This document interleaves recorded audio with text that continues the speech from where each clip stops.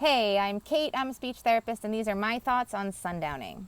To me, sundowning is a term that describes an experience people with dementia regularly have. We can't say why they have this experience, but we witness their experience through the adverse behaviors that are predictably displayed near the end of the day. Things like pacing, following too closely, or wandering away, yelling, crying, paranoia, hallucinations, even violence.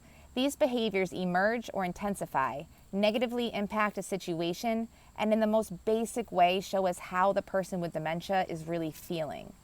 Looking back on memories of my mom, I think a sign that she was in a sundowning experience was excessive repetitive questioning. She would normally ask unnecessary questions. However, near the end of the day, the questioning escalated.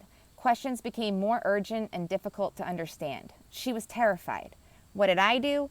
I answered the questions. I tried to reason with her and comfort her. I did this over and over until I eventually relented to ignoring the questions and crying alongside of her till Dad came home to help.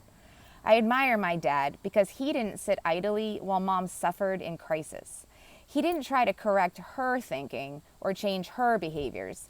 He instead used every approach he knew and every tool he had in an effort to relieve Mom's discomfort. When at first things like coloring, TV, and books were enough, soon Mom's ability to read and understand these things deteriorated. But Dad kept trying. When she couldn't read, he read to her. Over time, he learned that a long car ride could help her relax. This is a time I wish I knew about memory lane games and how it can be used as a tool for caregivers during challenging experiences like sundowning. Maybe Mom would have felt some relief if the conversation could have shifted from uncomfortable answers to pointless questions to black and white answers to colorful questions. Maybe that would have satisfied her need to know.